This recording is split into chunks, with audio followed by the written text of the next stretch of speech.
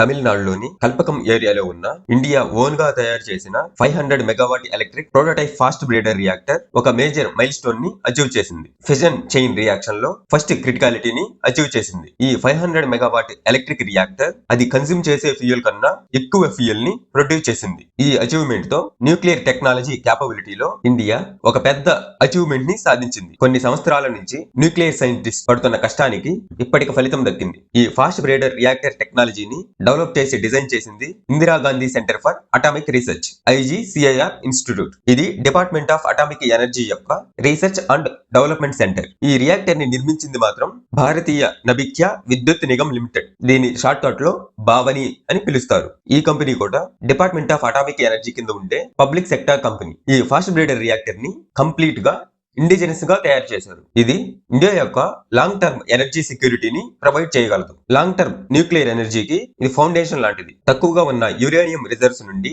ఎక్కువ ఎనర్జీని ఎక్స్ట్రాక్ట్ చేసేందుకు ఇది యూజ్ అవుతుంది. అంతేకాకుండా దేశంలో ఎక్కువగా ఉన్న థోరియం రిజర్వ్స్ ని యూజ్ చేసుకుని ఎనర్జీని ప్రొడ్యూస్ చేయగలదు. ఈ రియాక్టర్ ఇప్పుడు న్యూక్లియర్ ఫిషన్ లో క్రిటికాలిటీని అచీవ్మెంట్ చేయడంతో India 3 stage nuclear power program ని కంప్లీట్ చేయడానికి చాలా దగ్గరకు వచ్చింది. ఈ ఫాస్ట్ బ్రీడర్ టెక్నాలజీ ప్రస్తుతం ఉన్న ప్రెజరైజ్డ్ హెవీ వాటర్ రియాక్టర్స్ కి ఫ్యూచర్ లో డిప్లాయ్ చేయబోయే థోరియం బేస్డ్ రియాక్టర్స్ కి ఒక బ్రిడ్జ్ లా అవబోతుంది. వేస్టేజ్ ని తగ్గించి సస్టైనబిలిటీని పెంచడానికి అడ్వాన్స్డ్ సేఫ్టీ సిస్టమ్స్ ని, high temperature liquid sodium coolant టెక్నాలజీని ఈ రియాక్టర్ లో ప్రవేశపెట్టారు. అలాగే ఇది క్లోజ్డ్ ఫ్యూయల్ సైకిల్ అప్రోచ్ లో పనిచేస్తుంది. దీనివల్ల న్యూక్లియర్ మెటీరియల్స్ ని రీసైక్లింగ్ చేయవచ్చు. ఇప్పుడు ఈ రియాక్టర్ ఎలా పనిచేస్తుంది, దాని కాన్సెప్ట్ ఏంటో చూద్దాం. నార్మల్ గా న్యూక్లియర్ రియాక్టర్స్ లో యురేనియం ఫ్యూయల్ రాడ్స్, ఫిజనబుల్ మెటీరియల్స్ ఉండే జిర్కోనియం మెటల్ ట్యూబ్స్ ఉంటాయి. ఇవి ఫిజన్ ప్రాసెస్ ద్వారా ఎనర్జీని క్రియేట్ చేస్తాయి. ఈ న్యూక్లియర్ రియాక్టర్స్ లో న్యూక్లియర్ ఫిజన్ అనే ఒక ప్రాసెస్ జరుగుతుంది. న్యూక్లియర్ ఫిజన్ అంటే యురేనియం ఆటమ్స్ యొక్క న్యూక్లియై ని స్ప్లిట్టింగ్ చేసి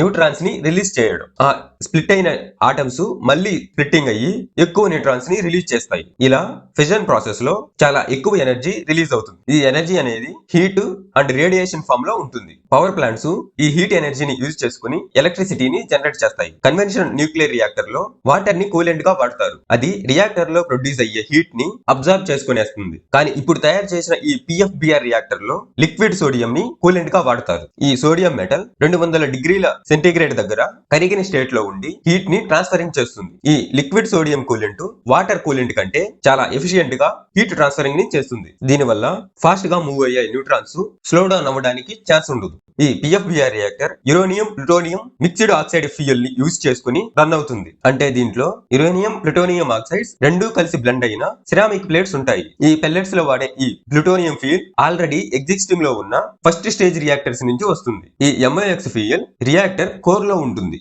ఇక్కడే న్యూక్లియర్ ఫిషన్ జరుగుతుంది. ఈ కోర్ కి సరౌండింగ్ లోనే యురేనియం 238 బ్లాంకెట్ ఉంటుంది. ఈ యురేనియం 238 అనేది నాన్ రియాక్టివ్ ఫామ్ లో ఉంటుంది. న్యూక్లియర్ కోర్ లో ఎక్కువగా న్యూక్లియర్ ఫిషన్ జరిగి న్యూట్రాన్ బొంబార్డ్మెంట్ జరగడంతో అవి ఈ యురేనియం బ్లాంకెట్ ని స్ట్రైక్ చేస్తాయి. అప్పుడు యురేనియం 238 అనేది ప్లూటోనియం గా కన్వర్ట్ అవుతుంది. ఈ ప్లూటోనియం ని ఫ్యూయల్ గా వాడతారు. ఈ PFBR రియాక్టర్ క్రిటికాలిటీని సాధించింది అంటున్నాం కదా, అసలు ఈ క్రిటికాలిటీ అంటే ఏంటో తెలుసుకుందాం. సింపుల్ గా క్రిటికాలిటీ అంటే ఏంటో చెప్పాలంటే కంటిన్యూస్ గా ఫిజన్ చైన్ రియాక్షన్ ని మెయింటైన్ చేస్తూ ఉండడం. అంటే న్యూక్లియర్ ఫిజన్ జరిగినప్పుడు ఆ ఫిజన్ ప్రాసెస్ లో అవసరమైనన్ని న్యూట్రాన్స్ రిలీజ్ అయ్యి మళ్ళీ ఆ న్యూట్రాన్స్ ఫిజన్ లో పాల్గొంటాయి. అందులోంచి మళ్ళీ న్యూట్రాన్స్ రిలీజ్ అవుతాయి. ఇలా కంటిన్యూస్ గా జరుగుతూ ఉంటుంది. దీన్నే క్రిటికాలిటీ అంటారు. ఈ క్రిటికాలిటీని 3 స్టేజెస్ గా డివైడ్ చేయొచ్చు. అవి sub critical, critical, super critical. First the sub critical అంటే ఫిజన్ ప్రాసెస్ జరిగిన తర్వాత ఆ ప్రాసెస్ లో లాస్ అయిన న్యూట్రాన్స్ ని సమానమైన న్యూట్రాన్స్ రిలీజ్ అవ్వవు.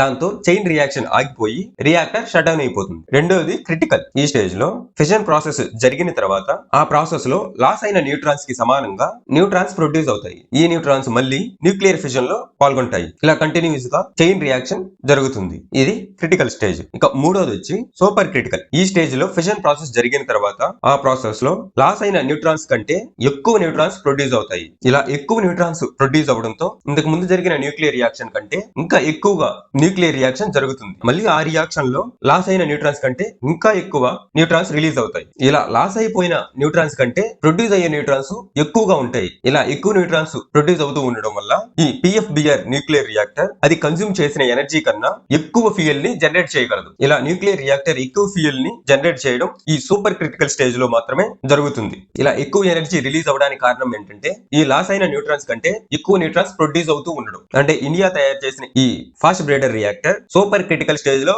ఉందన్నమాట. ఈ ఫాస్ట్ బ్రీడర్ రియాక్టర్స్ తప్ప వేరే ఏ రియాక్టర్ ఇలా కన్జ్యూమ్ చేసిన ఎనర్జీ కంటే ఎక్కువ ఎనర్జీని ప్రొడ్యూస్ చేయలేవు. ఇదే ఈ రియాక్టర్స్ యొక్క ప్రత్యేకత. ఈ రియాక్టర్ కమర్షియల్ స్కేల్ లో ఆపరేషన్ లోకి వస్తే ఈ రియాక్టర్ కలిగిన దేశాల్లో ఇండియా 2వ స్థానంలోకి వస్తుంది. ఆల్రెడీ రష్యా ఈ ఫాస్ట్ బ్రీడర్ రియాక్టర్ ని తయారు చేసింది. రష్యా తర్వాత ఇండియా మాత్రమే ఈ ఫాస్ట్ బ్రీడర్ రియాక్టర్ టెక్నాలజీని సాధించింది. ఇప్పుడు భారత్ దీన్ని తయారు చేయడానికి గల కారణం ఏంటంటే భారత్ లో థోరియం రిజర్వ్స్ చాలా ఎక్కువగా ఉన్నాయి. ప్రపంచంలోనే 25% థోరియం రిజర్వ్స్ ఇండియాలోనే ఉన్నాయి. కానీ ఇండియాలో యురేనియం రిజర్వ్స్ లేవు. సో యురేనియం ని ఇంపోర్ట్ చేసుకోవాల్సి వస్తుంది. అందుకని ఈ థోరియం ని యూజ్ చేసుకుని న్యూక్లియర్ ఫిషన్ చేయగలిగితే ఇండియాలో చాలా ఎక్కువగా ఎలక్ట్రిసిటీని ప్రొడ్యూస్ చేయవచ్చు. కానీ ఈ థోరియం ని యురేనియం లాగా డైరెక్ట్ గా వాడలేము. ఈ థోరియం అనేది ఫెర్టైల్ ఫామ్ లో ఉంటుంది. దాన్ని ఫర్టైల్ ఫామ్ నుంచి ఫిజైల్ స్టేట్ లోకి మార్చాలి. ఆ ఫిజైల్ స్టేట్ లోకి మారిన థోరియం న్యూక్లియర్ చైన్ రియాక్షన్ లో ఫిజన్ ప్రాసెస్ ని చేయగలుగుతుంది. ఈ థోరియం ని ఫ్యూయల్ గా వాడడం అనేది 3rd స్టేజ్ లో జరుగుతుంది. ఇప్పుడు తయారు చేసిన ఈ ఫాస్ట్ బ్రీడర్ రియాక్టర్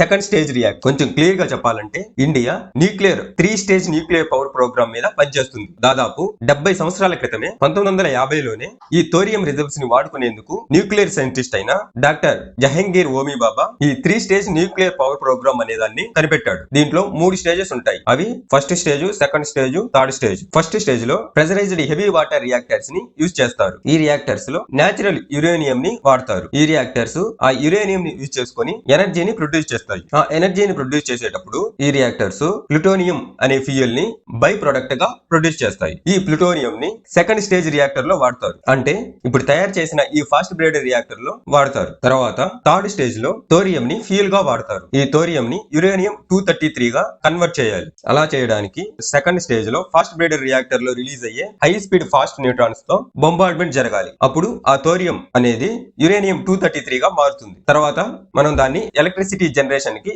వాడుకోవచ్చు. ఇలా థోరియం ని యూజ్ చేసుకుని ఇండియాలో ఎలక్ట్రిక్ పవర్ ని జనరేట్ చేయడానికి 3 స్టేజ్ న్యూక్లియర్ పవర్ ప్రోగ్రామ్ ని ఇండియాలో కనిపెట్టారు. ఇది త్వరలోనే ఆపరేషన్స్ లోకి వచ్చి ఇండియా యొక్క ఎనర్జీ నీడ్స్ ని తీర్చగలగాలని ఆశిద్దాం. జై హింద్.